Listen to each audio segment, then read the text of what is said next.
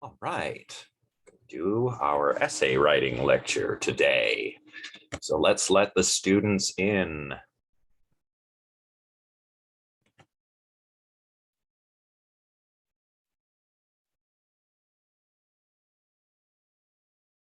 All right. Hi, everybody. We'll just wait a few more moments to see if any more people show up. Only 8 participants so far, but that might not be a bad thing because this is meant to be a bit of a workshop. So we'll just wait until a few more individuals show up. By the way, for everybody who's here so far, I don't have any slides for today. So there's no need to, I don't have to do any screen sharing. There's no need to, to worry about slides for something like this. But of course, it is a good idea to take notes. So I do recommend that all of you take some notes. Yo-yo, come here, sir. Come here, sir. Might have the opportunity to introduce my cat before we begin. Aha, hello. Where are you going? Oh, hello, big sir. Oh, so big.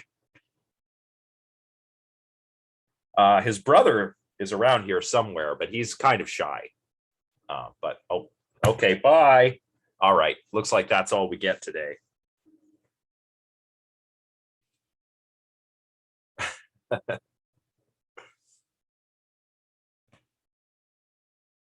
Yeah, two. It's funny. Yeah, 2 cats and a puppy. This fellow actually, for a long time, lived with my girlfriend's mom. Well, I'll tell you the story before we begin. Let's just let Hayden in. Yeah. So Sarah, my girlfriend, years and years ago, this is when we were both undergrads, used to go out regularly to this barn where her horse was at the time, where the horse was kept. She was into riding. And on the way home, she encountered a mother cat with 5 kittens. And of course, being the animal lover that she is, she brought them home. And she ended up keeping one, and I ended up keeping one. So I ended up keeping Yo-Yo here. And Sarah's cat is Oki. He's a big fuzzy ginger fellow. And I had to go away to grad school. And I had another cat at the time. I couldn't bring either of them with me. So my OG cat, whose name was Spinner, stayed with my father for a bit. Yo-Yo stayed with Sarah's mom, and just kind of ended up staying there because they fell in love with him. But they're doing some renovations now, and although she was loath to sort of give him up, we said he's always welcome to come back here. So now we're back to 2 cats, in addition to the dog, which has also disappeared somewhere. So that's the story of the cats and the puppy. But they're great company, especially during the pandemic, right? I don't know how I would have gotten through the pandemic without my pets, without my emotional support animals. Alexa, it's funny that you ask. Actually, she just showed up. Come here, Toots. Hi. I think she saw that the cat was getting some attention. Oh, hello.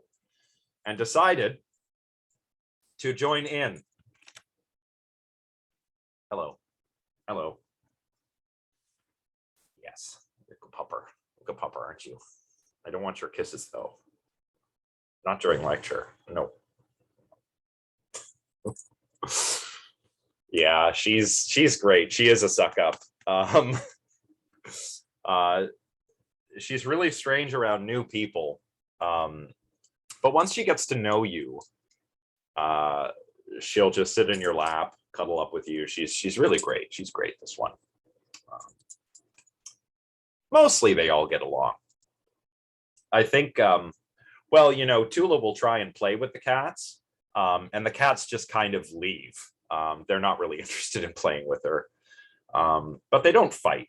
No, they tolerate each other very well. So they're great, aren't you? Hmm? All right. So, well, now that we've only got about 9 people, but that's okay, because I mean, we do upload these to YouTube. So the other members of the class will be able to take a look at some of the insights that we arrive at, some of the ideas we come up with today, and that'll be great. And I want to say, for the students who are going to be watching the recorded lecture, that you know, a lot of them aren't able to attend the live lectures, right? And so it's not really fair if I don't offer this kind of thing, like an essay writing workshop, to everyone who can't be here today. So for those watching the recorded version of this lecture, and I'll make an announcement about this too on Brightspace. I'm also going to make myself available over Reading Week on Discord, so that if you're watching this and you weren't able to attend the live thing, you can still get together with me over Discord and do a similar thing. We can spend an hour or so and brainstorm, hash things out. I can give you writing tips, whatever you need. And of course, for those of you that are here right now, if you want to talk to me further, then, you know, same thing goes. Just set up an appointment with me over Discord and we can meet and discuss whatever we need to discuss over Reading Week. So that's, I guess, the housekeeping stuff out of the way. And what I thought we would do today is just sort of, you know, since there's only, well, I guess 9 includes me. I do actually have an essay I'm working on at the moment that I can kind of use as an example as we go. But there's only 8 of you, so we should have enough time to sort of go through everybody. We can talk about what your idea is, if you have one. If you don't have one, we can try and come up with some interesting ideas. And, you know, it's just going to be like a big open sort of discussion, really. And as I said last time, definitely remember that if you come up with an idea or if someone suggests something and you really like that, you want to put an acknowledgement to that in your essay proposal and your final paper. You know, credit where credit is due. And oftentimes, you know, professors do this too. If they're leading a seminar on a topic that they are also writing a paper about, you know, they will acknowledge the students in that seminar when they publish that paper or present that paper. And this is all really about avoiding plagiarism, right?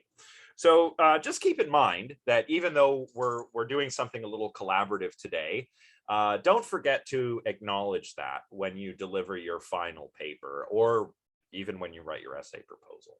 So with that said, I wonder, firstly, if anyone has any questions, let's get those out of the way. And then if we don't have any questions, we can just sort of iterate through everyone and discuss what they are thinking of writing about or what area of interest they're interested in. So are there any questions thus far to do with the essay assignment or the essay topic proposal?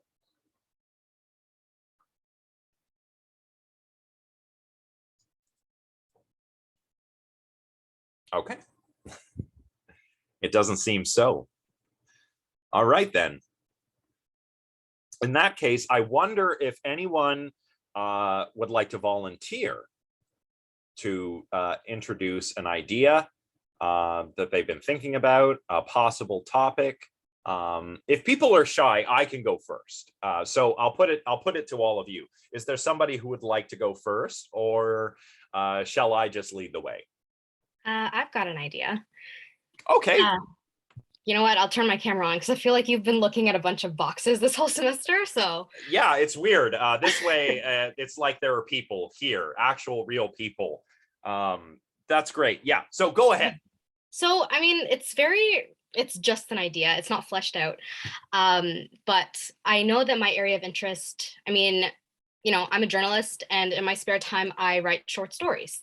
And so I guess tying it into emotions, I think I'm interested in exploring um, the idea of being a reader or a writer and experiencing the emotions of the story.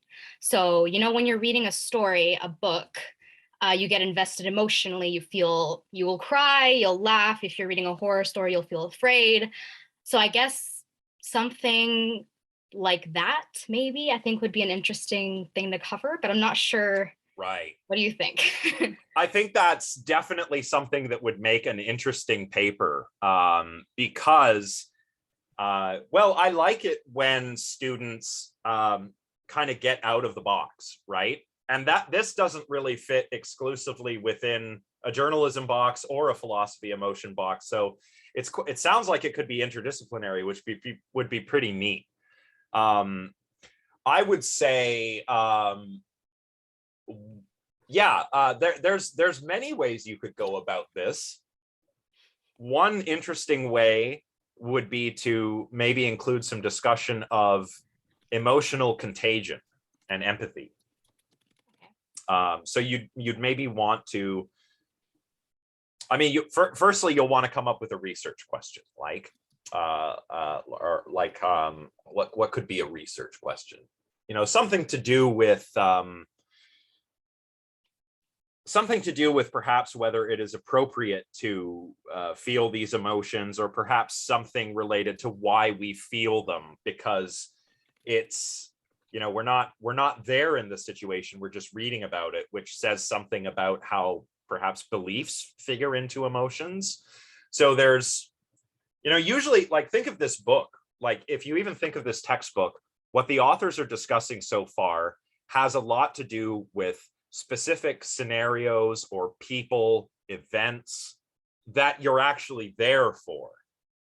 Whereas, if I read a story in the news, about war or famine or something, and that makes me feel something, I'm not there, but it's causing an emotional reaction. That hasn't been that, or that is not paid as much attention as, getting scared by spiders and snarling dogs and whatnot. So that's the direction, just on hearing what you have to say there, that's the direction that I would think of going in. Okay. I mean, I think maybe this is something that I could jump off of. I know a lot of people will read books or read stories as a way of escape. So maybe the research question could be, is reading like an emotional escape? You know what I mean? Yeah. So I know a lot of people online will joke about, oh, I'm running away from my problems. I'd rather read about somebody else's problems. Um, Yeah. so maybe it's like, oh, if somebody is sad, maybe they'd rather not think about their own sadness. They'd rather read about someone else's sadness. And in a way, it's kind of like a secondary, it's like an excuse not to feel their feelings, but they Yeah. feel it. Yeah. Like, yeah, you're still sad, but it's not about you, Yeah. and I've been there, we've all been there, I'm sure. But yeah, sometimes it's nice to binge watch something sad. I mean, why do people watch, like, sad movies after a breakup, right? I Yeah. mean, it's cathartic. So I think that's yeah, this is the kind of thing you want to be doing, definitely, especially in a class like this, because I don't know, I'm a weird philosopher. Like, I want to get my hands in everything, not just, the dialectical thickets that the authors are taking us through, right? So this is good. And now I want to open it up, because I've kind of said my spiel here, but I wonder if anyone else has perhaps something to add or suggest, something that may help you out. I'll just wait a moment. Can you restate what your original idea was? Uh, I mean, it started out just like I want to write about stories and our experience, our emotional experience reading them, I guess. So, you're reading a story and you'll feel sad, you'll feel scared, you'll laugh, but it's not really like it's just the experience of reading the story, I guess. And so jumping off the research question, I guess I might explore like is reading an emotional escape or something like that, like just you're experiencing other people's emotions as your own, I guess. Yeah, I think especially if you're looking at it as like as a journalist, oftentimes you're hoping to evoke emotion, some emotional reaction in the reader, right? And I think you could maybe look at, are different people disposed to seeking out different kinds of emotional experiences in what they're reading? And in the case that they are already primed for that, might there be some sort of underlying um, not disposition towards certain emotions, but like maybe like a profile, a type of um, I'm just thinking of it from like a psychological point of view, a personality type that might be um, consistent with a certain type of emotion. So like people who like reading fantasy as opposed to people who really like reading. I know people who like reading about like sports blogs and stuff because it makes them feel like, wow, like this was a great competition and people really got together and they had this goal and they were able to overcome something, and that could not interest me at all. But there's something more exciting about that. Whereas like I love the idea that someone can like make magic out of rocks. I'm like, that's so cool. Good for you. Like let's figure out how we can do that. So I don't know, maybe I don't know if that makes any sense, but Yeah, no, that's really helpful. Just to jump in, there's a lot of material that could motivate such a discussion in the book too, in terms of even though we found that there are problems with theories like, say, the evaluative judgment theory, there's still that conative element to our emotions and our dispositions that, as Chelsea was saying, might make a certain personality seek out fantasy as an escape versus sports, right? So there's a lot of, you could very easily couch this in the terminology that the authors use, Right. which so that's great. So maybe we'll go and see, is that good? Do you find that helpful? Yeah. Okay. Yeah. Okay. Thanks so much. So okay, thanks. So that's Rowan's idea. Did I get that right? It's Rowan. Rowan. Yes. Sorry. No problem. I'm unlearning my mistake there. So thank you, Rowan. Who wants to go next? hi, Hi, Chelsea. I'm back. All right. uh, Glad you're back. I hope I'm feeling well, better. yeah, Feeling good. better. Yeah. Good. Get a Yeah, lot of, I know. well, it's cold and flu season, but everybody's also worried about COVID. So, Yeah, yeah. it was definitely a little bit of it. Like I didn't think I was sick. It was just because of the timing of it. I was like, oh, it's probably just the usual midterm exhaustion. Here, I can turn my camera on, I guess, too, and you can talk to a person. Whatever Hello. people want to do, if they want to do, if or not, it's all good. I don't care. But Uh, but yeah, I thought it was that. And then when my partner also ended up sick, I was like, oh, well, he doesn't have midterms, so maybe it's something else. yeah. It was. So yeah, Geez. anyways, a combination of being a TA and doing TA midterms and these things, Oh yeah. It's yeah. learning how to manage my time for sure. And I don't know if I can talk about this because it's about the thing I just submitted to you. I don't know if you've had a chance to read it at all. I Not yet. No, I haven't looked at any of Okay. the critical responses yet. So I don't feel bad about then talking about it because I kind of I was I don't know. Can I talk to you about it if you've Yeah. already Well, I haven't read it, but give me and the class your elevator pitch Okay. for Elevator, this. elevator pitch is pretty far fetched, but I am arguing the possibility of emotions being able to exist, platonic forms, and Really? psychotherapeutic implications of this Not necessarily that it has to be the case, because there are so many problems with that idea. Okay, okay. So hang on. I just want to make sure I get this right. Are you going to argue that there are, like, are you putting forward a metaphysical theory, or are you saying like emotion types are universal things or natural kinds or something like that? I am toying with the idea of them, and I think I touch on it in the paper. And this, my partner has like guffawed when I told him this. Like mind independent emotions. He was like, that doesn't make any sense. And I said, well, if we follow the Oh, definitions, we can toy with it. I suppose. So Okay, well, continue.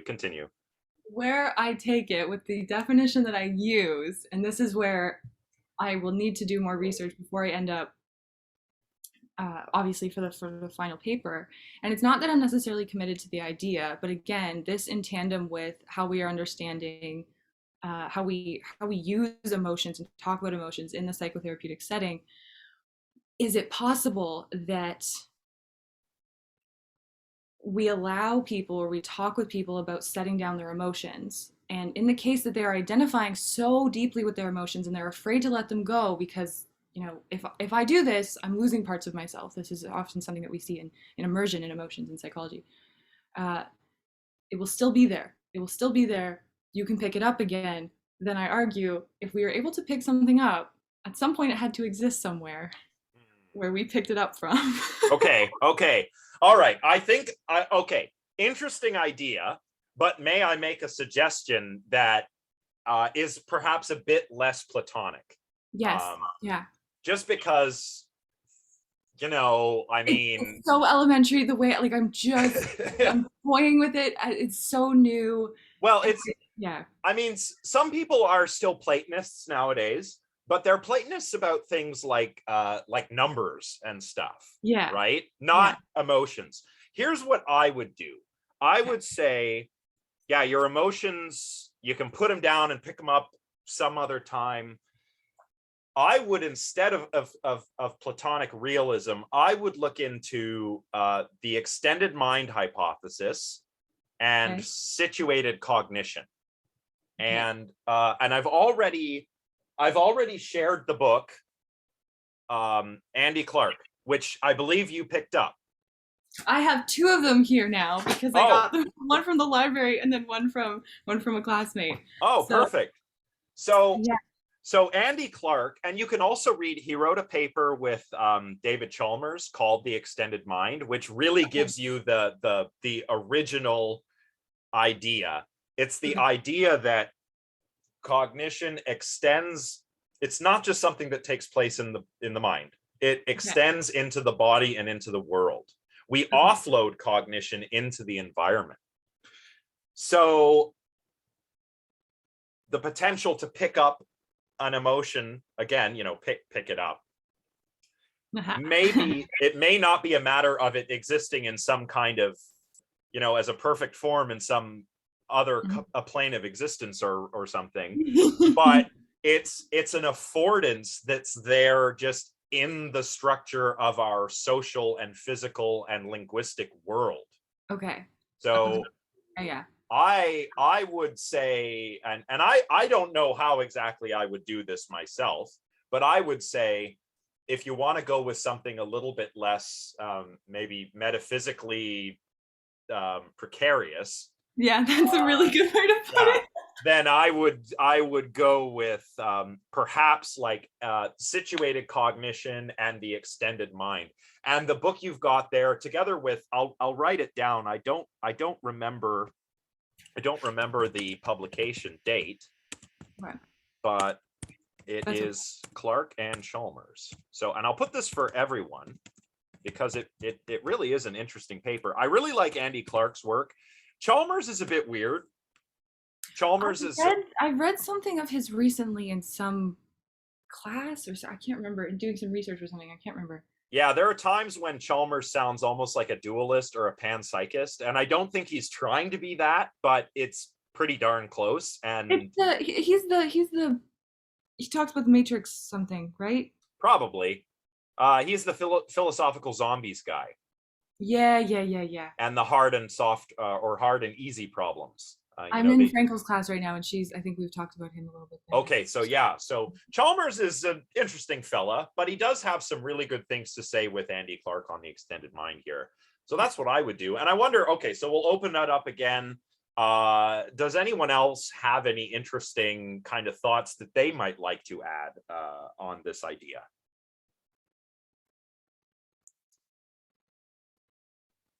I know it's really far out there. I know it is, but I just love the idea, and I think this is going to give me a lot more of what I want. It is, again, the practical application of it in a therapeutic setting, how we can get to helping some people in therapy understand what the goal is, because some people don't like that. Some people don't want to know, okay, this is the system that we're using, like CBT. Some people don't want to know, like, this is how we're getting there. But other people need that, and they don't feel comfortable in the case that they're in therapy without the therapist really being able to lay it out and say, this is the method we're using. Right. So that's more so. This one last thing before we'll go to the next idea is it also occurs to me that if a therapist were, say, aware of the extended mind as an idea, and then somebody did want a sort of explanation, a sort of unweaving of the rainbow, if you like, then it's there, you know. There's something we can say. We can say, like, okay, so look, it's not all happening up here. It's more important, and we can see this with emotions, because emotions are reactions to important events or episodes or people. It's about the interface between the mind, body, and the world, not just in the mind, because emotions are obviously not just in the mind, because they're felt experiences, right? So that's yeah, I think that would be my principal suggestion, I think. But once I read the what's it called, the critical response, if you've written on a similar thing, then I can keep this discussion in mind, and perhaps my feedback will even be more specific this way. So that'll be good. Well, and hopefully, like, there's a specific, I don't want to go into it, because I don't want to, like, put my voice on the writing more than, you know, I want the writing to serve the purpose in that context. There is examples in there that will hopefully flesh it out in a little bit, like, make it seem a little less, holy shit, what is this girl talking about? Right. Hopefully with what I use there will help do that. But yeah, anyway, thank you. That's perfect. Awesome. I will. Okay. No problem. So so that's 2 students so far. I wonder if we have a third volunteer. And oh, what's this in the chat? Gracie asks. Hi, Yo-Yo. Gracie asks, what are your thoughts about arguing between the link of emotions and self-sabotage? The research question would be something like, can your own emotions be the ones sabotaging you? For instance, when you feel so anxious about an exam that you can't bring yourself to study, or when you are experiencing feelings of jealousy over your partner when there's no need to worry, but it has a sabotaging impact on your life. It would focus on how emotions can be irrational, uncontrollable, and influence behaviors. It's just weird how emotions seem to be this force, even when unjustified and unrational. So yeah, that's definitely something that's definitely a line you could pursue. And it would be really neat, because it would allow you to sort of talk about the epistemological side of things, right? When emotions are irrational or unjustified, it's because their justification and correctness conditions are not met. But as you suggest, they may also create further problems, like a sort of self-fulfilling prophecy where, you know, say in your example, you're feeling jealousy when there's no need to feel jealousy. And the jealousy is ultimately a fear of a loss of, like, you know, affection or something, right? It could be love or friendship or many things. But jealousy is a sort of fear over that kind of loss. And if you were to experience jealousy when you weren't supposed to, not only would it be unjustified and incorrect, but it would also kind of create this self-fulfilling prophecy where the jealousy actually is the thing that wrecks the relationship in that example. So absolutely. And how I would tackle that might be something like, okay, so we can talk about the epistemology of emotions and draw some similarities to belief, and then perhaps expound a little bit upon the extra stuff that emotions do. Like emotions also have cognitive dimensions and phenomenological dimensions. And then you could ask yourself whether there are certain emotions or certain emotional episodes that are either, like, on the one hand, they're just unjustified and incorrect. And on the other hand, they're unjustified, incorrect, and they create these sort of self-sabotaging problems. That is what I would do if I were to pursue a line of research like that. So, so yeah, that was Gracie. That's my take on that. Yes, yes. No problem, Gracie. And I can keep talking if you wish, or I can open up the floor to the other students to see if they have any thoughts on that idea. I had a quick thought. I mean, I was just kind of thinking about what I learned in my cog sci class this summer, and I don't know if this is going off topic, but I do remember them talking about like the old brain and the new brain, and how a lot of people, like, I think emotions can be rooted in like primal instincts almost, and so when you're self-sabotaging, you're acting out of like self-preservation in a way. I think it's like your survival instincts kicking in. Yeah, And so when you're self-sabotaging, it's kind of like reverting back to old instincts to protect yourself from danger. So I think that could be maybe something you can talk about potentially. Just an idea. absolutely. I would agree with that. And that would also give Gracie some kind of like cog sci neuroscience info that would probably help motivate the discussion. This way, it would be more empirically informed, right? And I always say, like, I like when philosophy is empirically informed. So yeah, Rowan, that's a great suggestion for Gracie. And Gracie, I would recommend, if you want to include some kind of empirical stuff, you can discuss the old brain and the new brain. Basically, the idea, oh, Gracie, you're a cog sci student, so you probably already know a little bit about the old brain and the new brain. Yeah. So for those who aren't in the know, just in case anyone's not sure, I mean, the old brain is like, the limbic system, the brain stem. Lots of vertebrates have this, reptiles, amphibians, they have this stuff, but mammals have the neocortex, right? The cerebrum. And humans have a highly developed cerebrum, as do, elephants, great apes, and cetaceans. Of course, birds are also highly intelligent, although they're not quite organized the same way neurologically. But yeah, I mean, it's very much like Rowan was saying, when you have that fight or flight response, that's regulated by the limbic system. That's an old brain thing. And one of the things that people do in like therapeutic settings is they try to get people to engage the frontal cortex. That's your reasoning, your executive function, your willpower, critical thinking. That's all realized by your frontal lobes there. And the idea is to get that bit of the brain active and get the limbic system and your amygdala and all that stuff to get that deactivated, right? So that's some pretty cool neuroscience that you could bring in there. All right, so that's 3 students. And then Alexa had a question about looking into how music affects mental illnesses like depression and anxiety. Absolutely. I think that is a really cool area of interest. And as as somebody who's interested in the emotions, and as somebody who likes music, I listen to it and play it a lot. That's also interesting. It's kind of like I read something recently. It wasn't the original research, but it was like one of those like IFL science things on Instagram or something.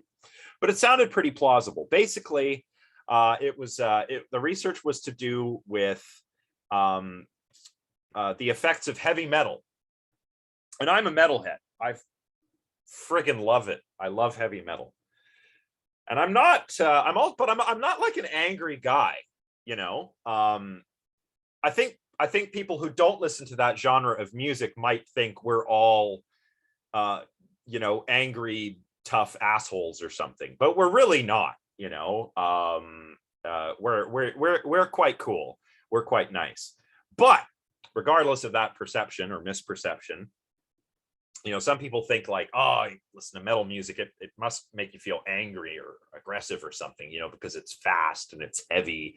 But actually what this research was finding was that people can benefit from listening to heavy music because it can help them process feelings of anger, aggression, fear, negative emotions. And I thought, wow, that's really cool. Maybe that's why I'm really chill, because I listen to a lot of really heavy music. Riley says heavy metal makes me productive. I listen to it when I'm cleaning, as do I'll put an entire album on, or if I'm jogging or like working out, I put on like the really heavy stuff, like I'll put some Meshuggah on or something, and that makes me like go faster and clean harder. So absolutely, that would be a fantastic topic. Isabella's got her hand up. Why don't you go ahead, Isabella, and then I'll address the comment here from Alexa. Oh, I was just waiting until like everyone's done their topic. So if someone is still talking about theirs, then oh yeah, no worries. Well, how about I'll jump back to you after I finish chit-chatting about Alexa's idea. Yeah. Okay. Yeah, sure. Okay. So I've got. Oh, sorry. Okay. Go ahead, and then I'm gonna just read this bit here.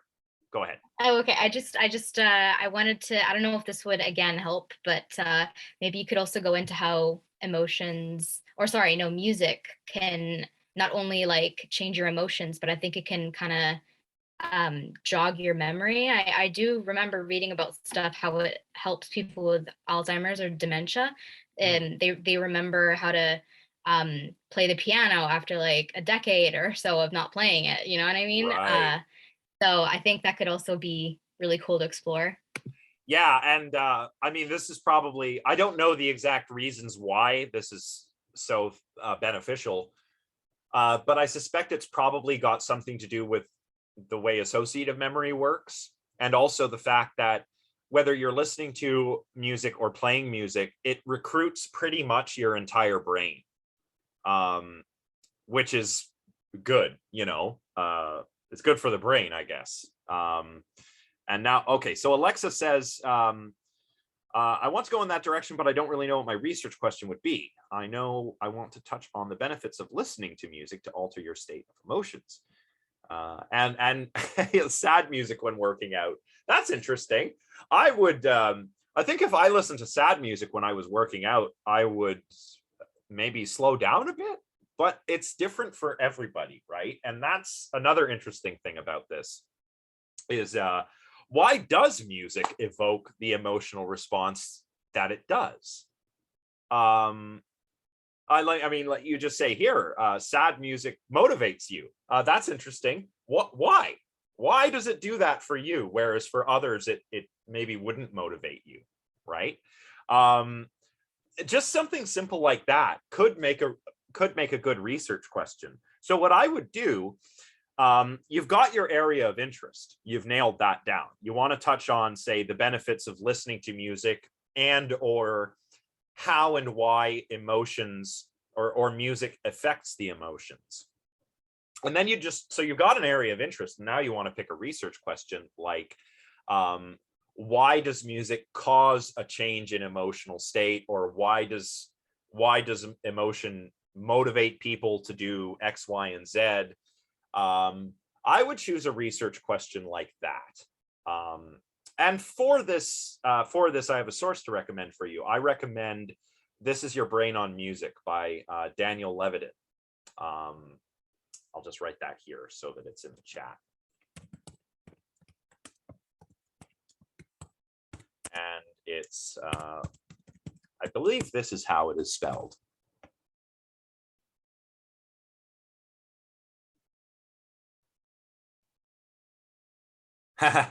Yeah, Ellen says, like, yeah, you can be sad and then another song comes on and it switches, right? Music is so fascinating this way. And a lot of this, you know, you can get into philosophy, neuroscience, music theory. Yeah, so many ways to dive into this.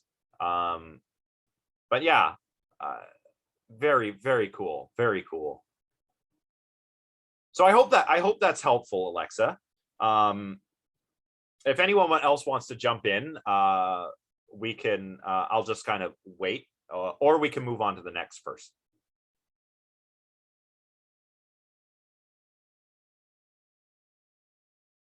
All right, so let's just move on. So Isabella had her hand raised earlier. So why don't you go ahead, Isabella? Thanks. So I'm actually also a cognitive science student, funny enough. I rarely meet people in my program, but it's nice to see people in here with that are.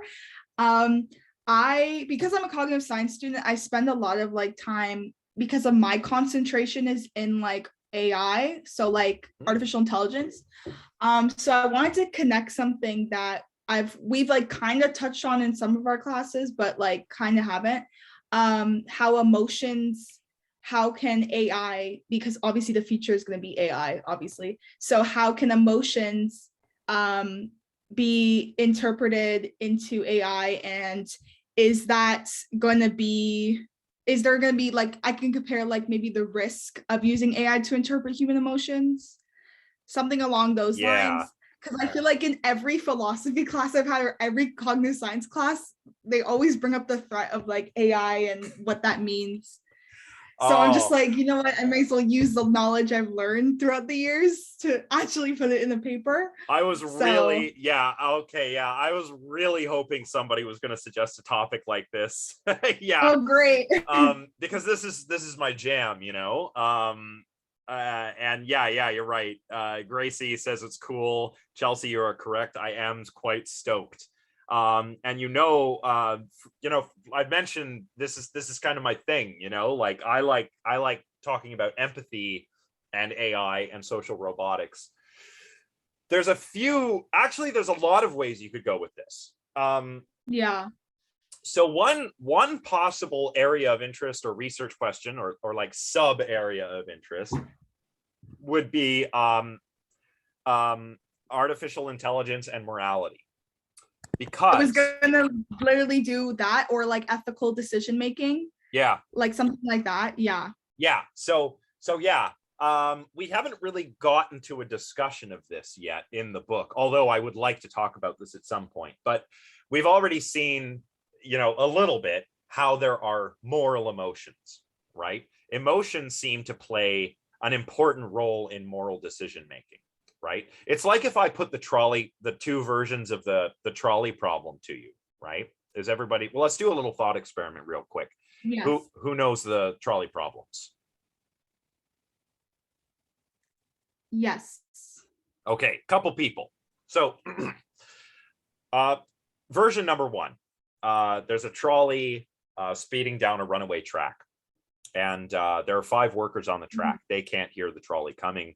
So you have the option of pulling a switch that will divert the trolley to another track. And it will not kill the 5 people on the first track. It will switch to another track. But the consequence is that it will kill that one person. And then do you pull the lever? The other version is there's only one track and there's 5 people on it. The trolley's going. But instead of pulling a switch to divert it, you have to push a large person off of a bridge onto the track. People will give different answers to these two scenarios. Like, it's okay. More people will say it's okay to pull the switch than to push the large person off the bridge. And some of this could be because of physical proximity, right? Pulling a switch versus actually pushing someone to their death. But another reason might be the type of reasoning that we're actually using, deontic versus consequentialist. And if that's the case, we can actually look to the role that emotion it plays in both of those kinds of moral reasoning. So emotion plays a role in morality. Here's the problem. Machines don't have emotions. Can we make them effectively as of now, right? As of now. There are some that argue that they do, and I would say that's wrong-headed. No. But if we can't make a machine feel, how would we make it ethical, right? Right. That's okay, I'm gonna write that down. Yeah. That was like what I wanted to branch off of, is ethical decision making. I just didn't know like how to research that in that way. Okay, so yeah. That's great. And like, I'm thinking here, like, I mean, I'm sorry for the nerdy examples, right? But you got to go back to like Star Trek or something here, where, you know, you have characters like, you know, Mr. Spock, who's a Vulcan, so he does not have emotions, but he's all about doing the right thing. You know, the needs of the many outweigh the needs of the few or the one, right? That's pretty consequentialist. But he's got no emotions. So how's he being ethical? Or like Commander Data, who's an android, and he doesn't have emotions, but he has ethical subroutines and stuff. And yeah, Chelsea, good point. This is something that's kind of been like, is it this or that, right? Do Vulcans not have emotions, or do they suppress them to control them?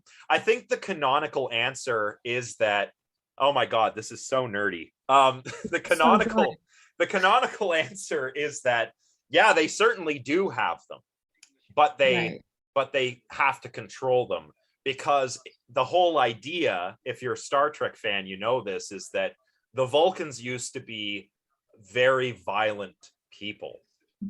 And they had to kind of invent a philosophy that would rein in that violence, and that involved suppressing emotions. So how does that differ from Romulans? Because I know that they're I can't remember. I can't believe we're getting so deep into this discussion right now. But so for the Star Trek nerds, or for the non-Star Trek nerds, the Romulans are like cousins, like a distant ancestor of the Vulcans. And the Romulans are, you know, they're kind of like the Roman Empire in space, right? You know, like even like Romulus, Remus, like they're Romans in space. And they're violent, they're devious, they're what the Vulcans didn't want to be, right? So yeah, but they're a little bit more. I think that's how I remember always that the Vulcans do have emotions, is because they are related to Romulans, even though Romulans are a little more better, like even tempered than I imagine the Vulcans to have been. Anyways, that doesn't really matter. Well, and there's the whole Pon farr thing too. Again, that I can't speak to. I'm not familiar enough with the history of it. Total nerd. But Vulcans mate once every 7 years, which is why the whole, in the J.J. Abrams movie, that's why the whole Spock and her romance didn't make any sense to me, because Vulcans only get together every 7 years. And when they do this, they lose their logic and become incredibly violent, passionate things, and they have to fight to the death, and all that. So it's cool stuff. But all of this can make good examples in a paper. So I don't know, Isabella, if you're a Star Trek fan or not, but they are, you know, philosophers will pull examples from science fiction like this, just for illustrative purposes, and you know, something to think about. But your whole overall idea of AI and emotions, that's the way I would go with it. I would go with like, okay, machines do have to make ethical decisions already. We already have self-driving cars. How do we make sure we can give them morality? Can we program morality, or do we have to have an affective component to our moral reasoning? I think that would make a fascinating paper. So that's 4 people so far, I think, right? We've done Rowan, Chelsea, Alexa, Gracie, and Isabella. Oh, okay, so there's 5 people. So who else is left? Who is still here? We've got Ellen. No. Oh, Turn my camera on so that you're not talking to nobody. Funny thing, I actually think Chelsea is my TA. oh, interesting. Certainly am. Hi. Hi. Small world. I know. As soon as I saw your face, I was like, oh my God, I was just grading her stuff earlier. That's funny. Hi. Paper.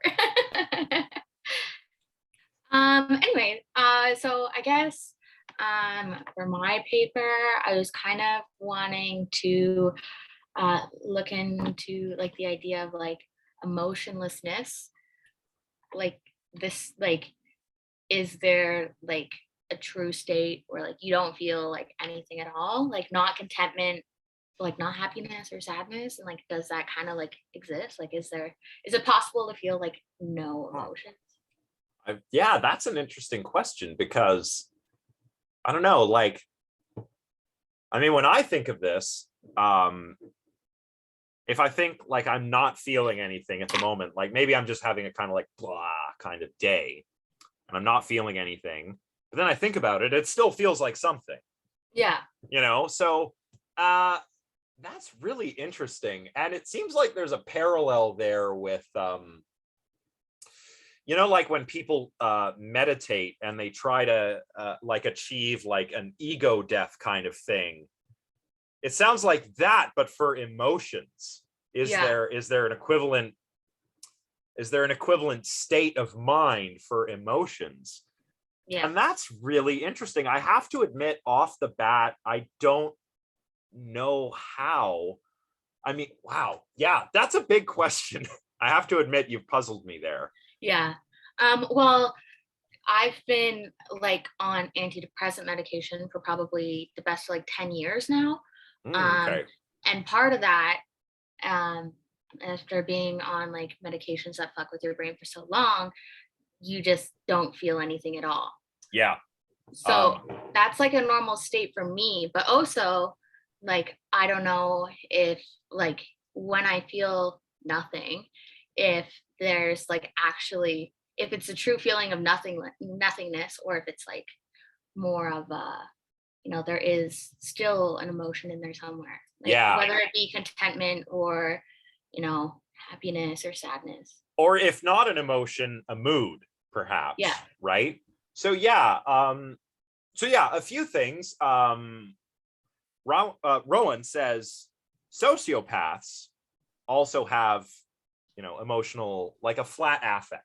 Yeah, I'm a crim major, so those guys are my biz. Right. So, but in the sense that you're suggesting, it's not quite that, because, right, a sociopath might have like a diminished fear response, yeah, but they're still capable of getting angry.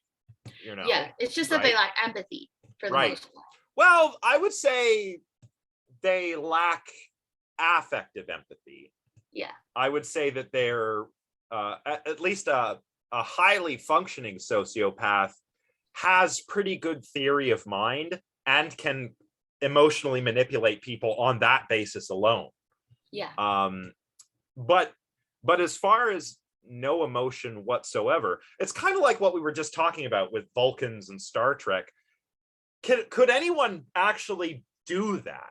Could you actually be like Mr. Spock and, not have an emotional reaction, apart from, say, if you've been on a certain medication which has these adverse effects on your affect?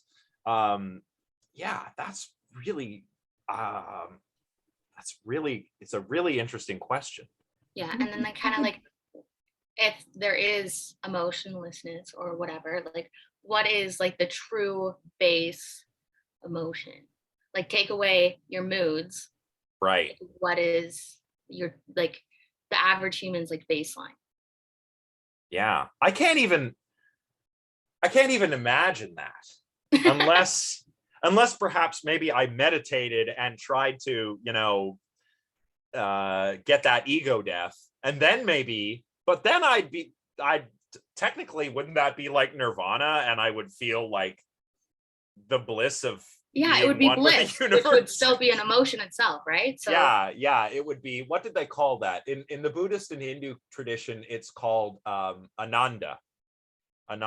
Yeah, being with bliss. That's what you're going for by yeah. achieving nirvana. So geez, this is a really interesting question. I do have a suggestion. I would Okay, I would love that. the ordinary language approach that the authors are using and that I've kind of advocated for, maybe the problem of determining whether you cannot feel anything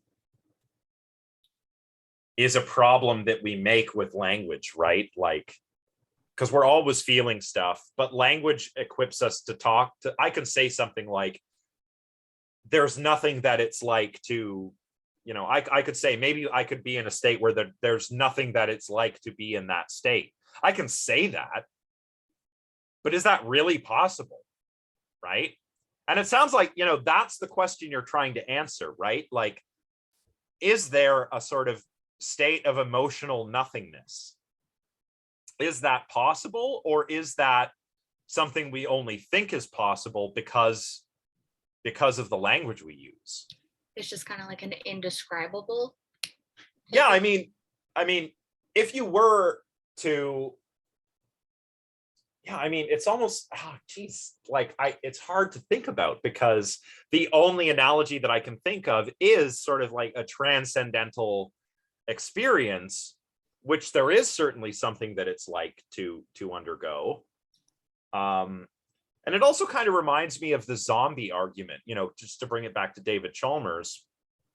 The whole idea is behind philosophical zombies is they're physically identical to us. So if I have zombie Josh, he has the same brain, same everything, but it's all dark inside. All is dark inside, Chalmers says. It has no phenomenal experience. And the idea is if you find this conceivable, then there must be something extra to consciousness, to subjectivity, to phenomenology. It's not just your neurons firing. It must be something else that's non-physical. But personally, I don't find zombies conceivable. If there were a being, created exactly physically like I am, down to the atom, well, if there would be something that it's like to be that being. So it's almost like you could relate this to transcendental experiences, but also to the possibility of philosophical zombies.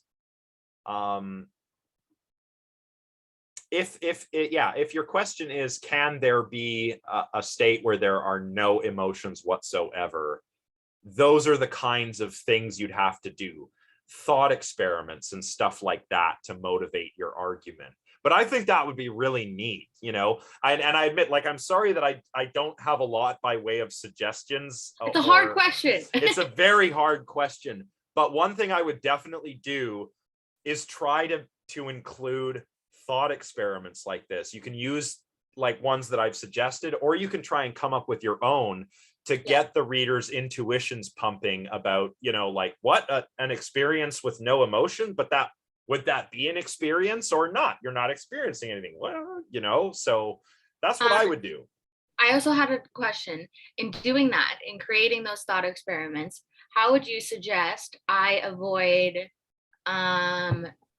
like creating like a straw man? Well, thought experiments are never supposed to be directed at, like a particular person's work, right? They're supposed to test our intuitions about ideas.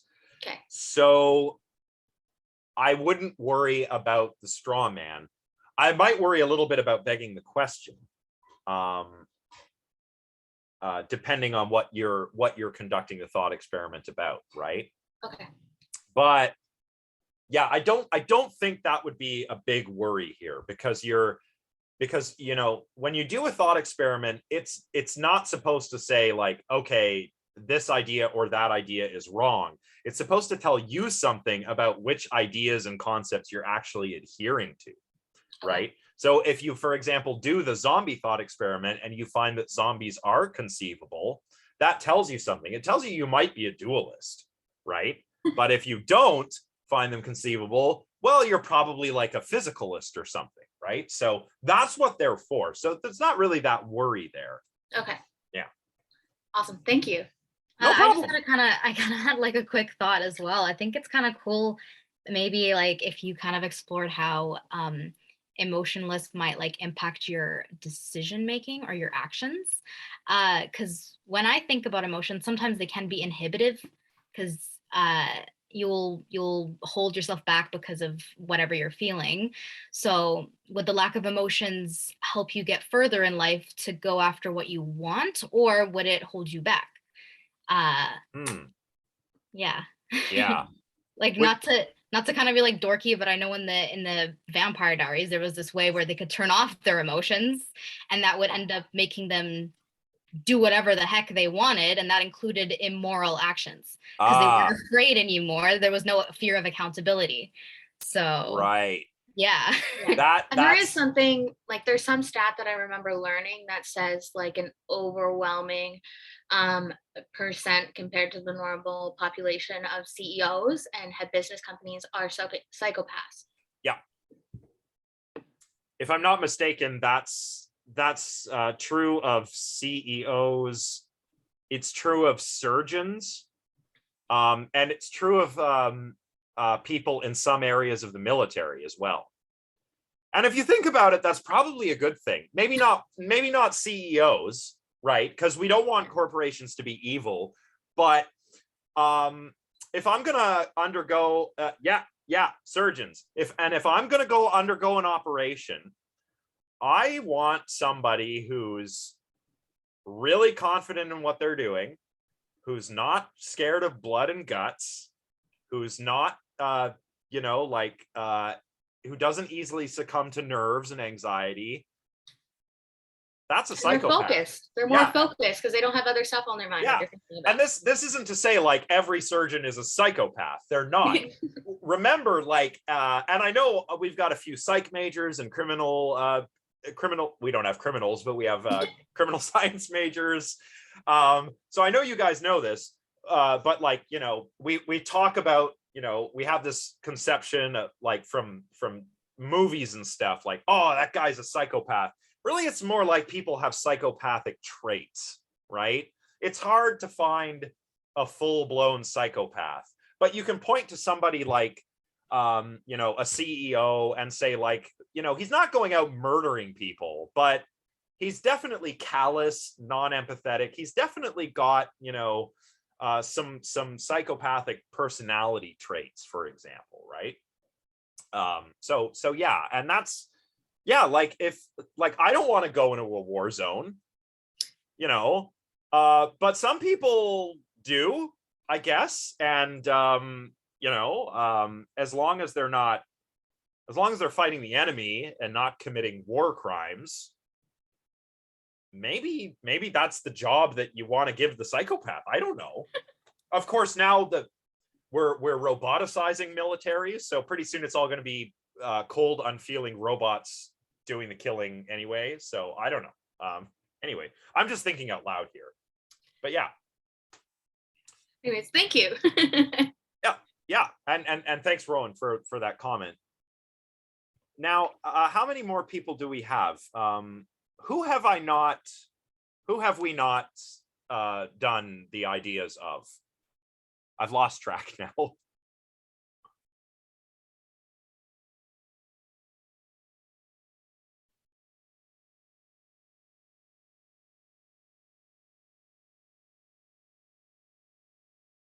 Was that everybody? I don't think that was everybody, was it? I don't think it was, but I don't know if everybody, maybe not everybody has something to share. Okay. If we don't have anything to share because maybe we don't have an idea yet, I mean, we can always brainstorm a little bit if anybody wants to do that. Oh, well, yeah, that's a good idea, but I'll wait to see if anybody wants to do a bit of brainstorming, and then perhaps I'll share what I'm working on at the moment.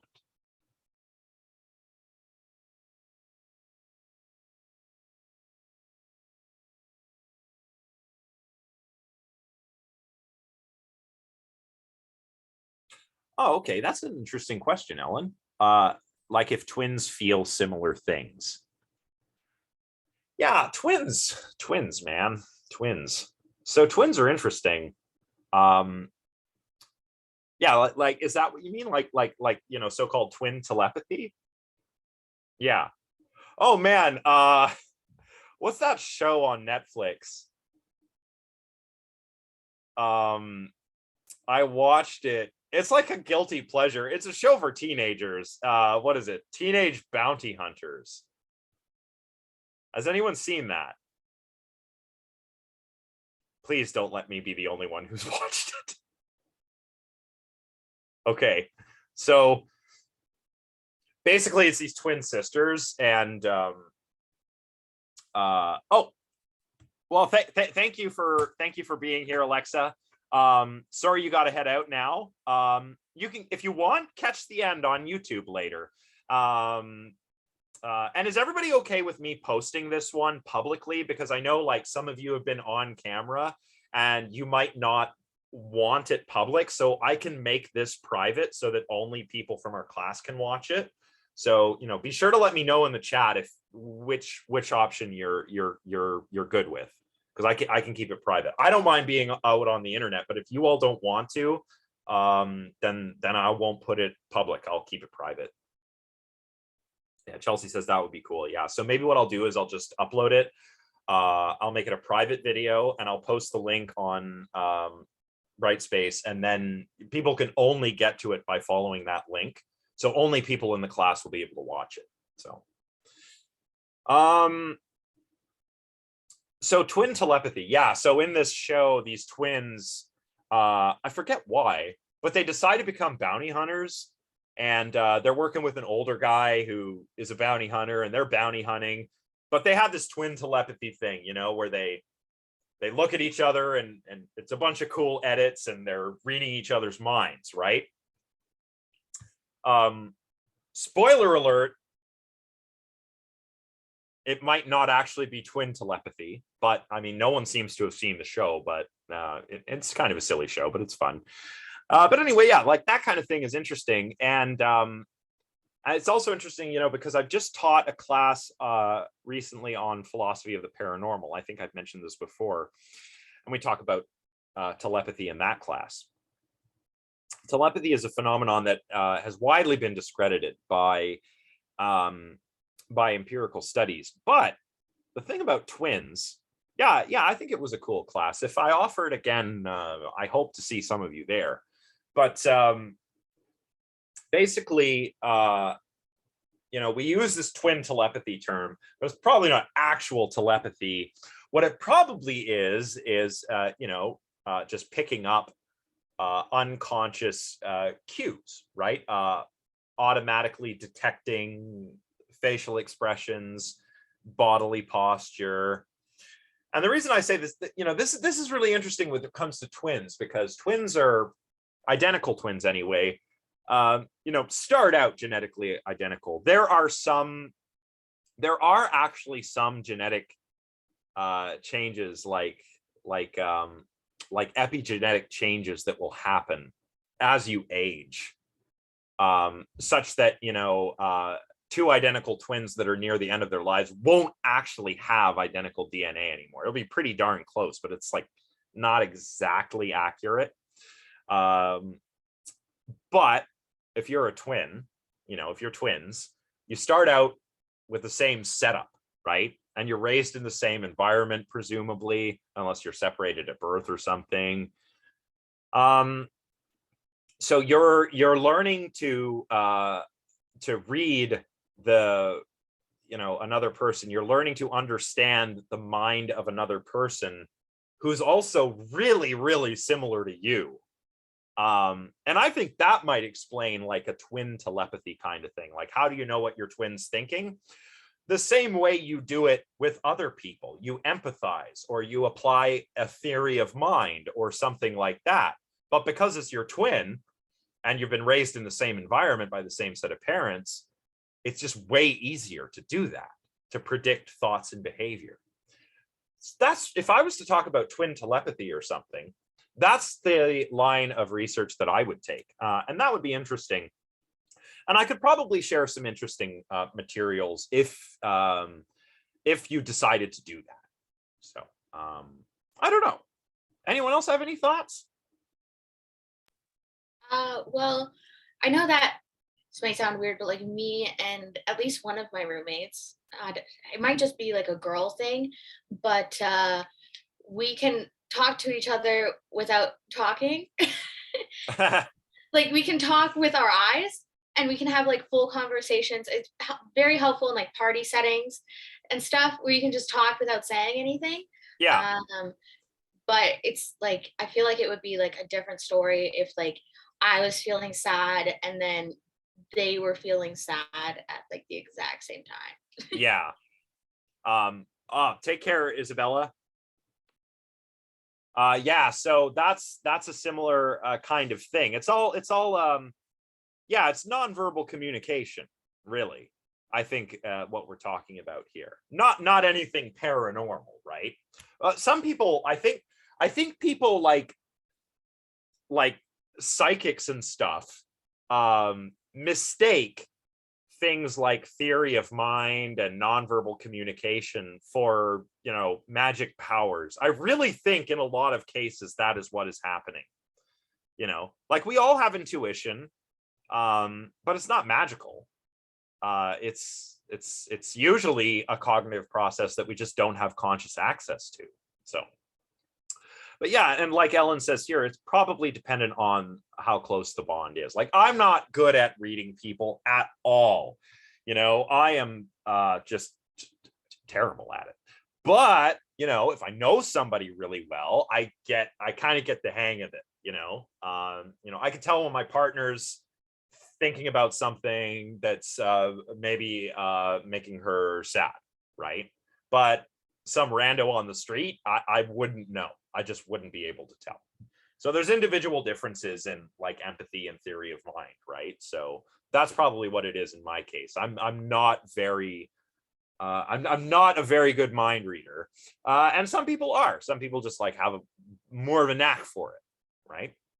So it depends on probably individual differences and how close the bond is, I would say. So I hope that answers your question, Ellen. Yeah. Anything else?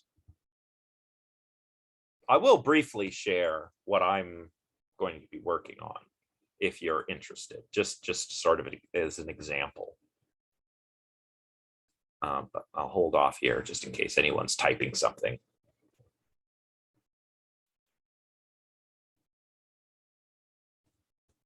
It doesn't look like it. All right. Well, have I seen any work on wonder?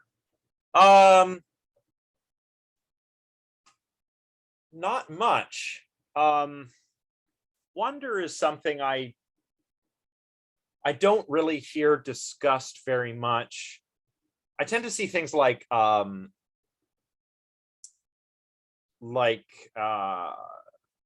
feeling like a sense of the awesome. Yeah, like awe. Yeah, like awe. I would say that's wonder. Like if you're staring at something in awe, or again, like I mentioned a few classes ago, feeling verklempt.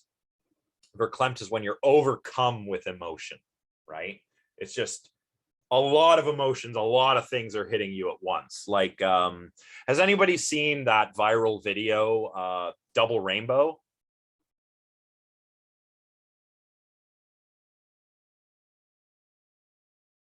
Okay, homework, Double Rainbow. Unfortunately, the fellow in the video passed away last year, which made me really sad. But he's just out for a stroll, filming a double rainbow, and he's overcome with emotion. And that's verklempt, right? You're hit with a sense of awe and many other feelings at the same time, perhaps. What's another one? Sometimes people talk about something called Stendhal syndrome, and that's what's that? Oh, just a fire alarm, no big deal.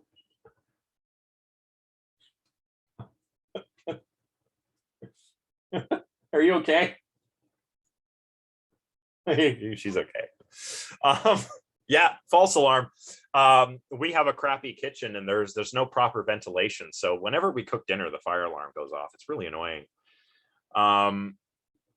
Yeah, so annoying. So yeah, Stendhal syndrome is sort of like a propensity to become verklempt, like at nature, at beautiful works of art, you know, at music.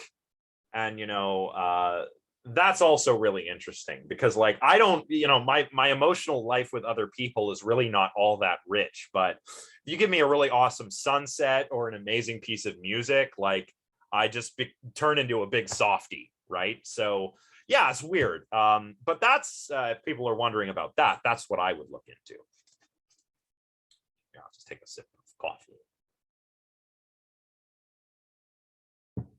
So, my work right now that I'm working on, in case anyone is curious what I'm working on, it's for a conference coming up. It's for the Center for Inquiry Canada. They're having a virtual conference. They're headquartered here in Ottawa, and I was asked to deliver a talk, kind of along the lines of what I was doing in my philosophy of paranormal class. So I thought I would, oh, excuse me. I thought I'd revive an old couple of chapters from my thesis. It's chapters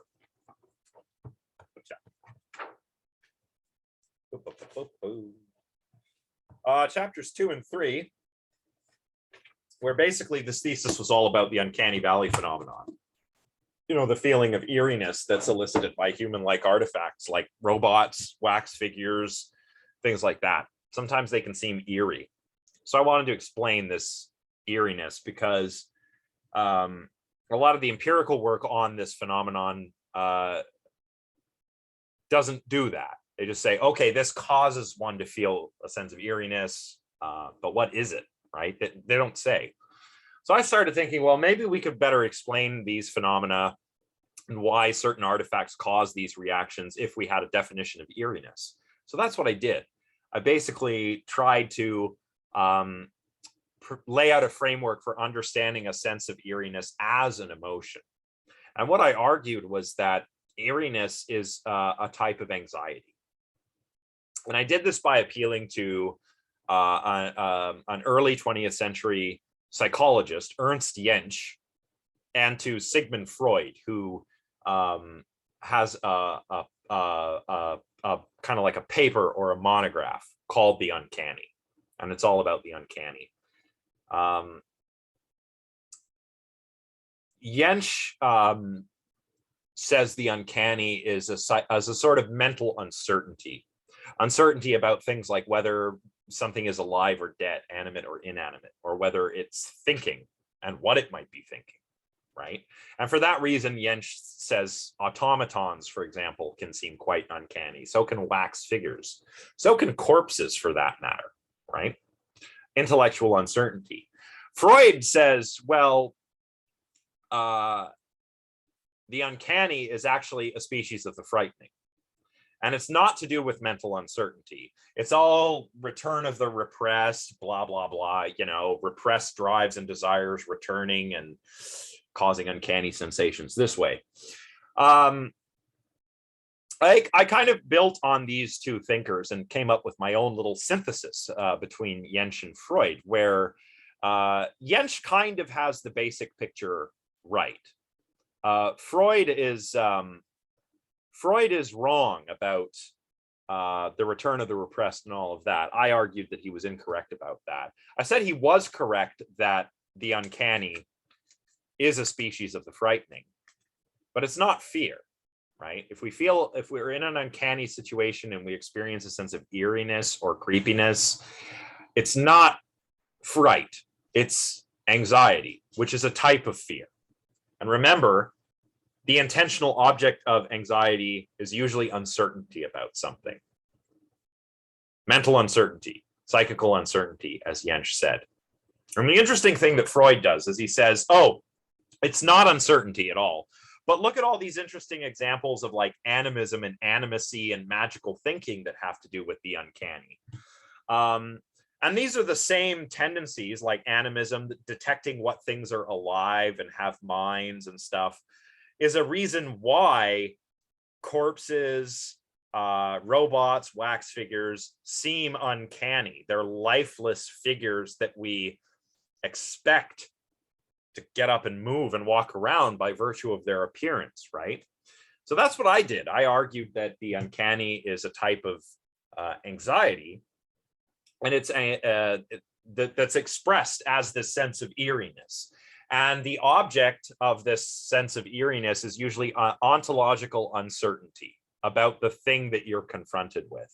You're confronted with a robot, which you believe is a lifeless automaton, yet you're perceiving it as a living being. It's moving around, it's looking at you.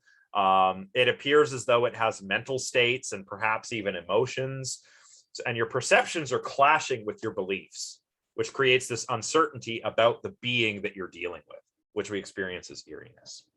That is what I argued, and that is what I will be revising and updating and presenting on in November at the Center for Inquiry Canada. So the paper will be called, probably will be called Naturalizing the Uncanny. And it deals with eeriness, which I guess I forgot to mention. Eeriness is not treated in any emotion book I've ever read. Even Lazarus in Emotion and Adaptation. That book is like that thick. Eeriness is not mentioned once. So I kind of got the suspicion that people were treating it as an affective state. Yes, certainly, but not as an emotion. I argued that it's clearly an emotion because it's a response to, something in the environment. So that's what I'm doing, in case you're all interested. And with that, it's 8:55 on my computer. So that's it. That's all. I hope you all have a very good reading week. Thank you all for tuning in and participating. I think this was really helpful. And I hope the students watching it will find it helpful. Oh, Rowan, I'm glad you found it helpful. Becca, thank you. Thank you to everybody. I will upload this, but I will make the link private because I know some of you might not want to be on camera on someone else's YouTube channel for the public. So that's what I'll do. And so I need you guys to let me know if the link actually works, because I've had trouble with this before. So I'll make it a private link. You'll need to let me know if you can click it and it will actually work. So I'll just need somebody to do a little test for me. But yeah, I will make this one private. So, all right. Thanks, everyone. Have a good reading week. Good luck with your essays. Yeah, let me know on Discord. Yeah, excellent. Okay, cheers, everyone. Have a good night. Good reading week. Bye for now.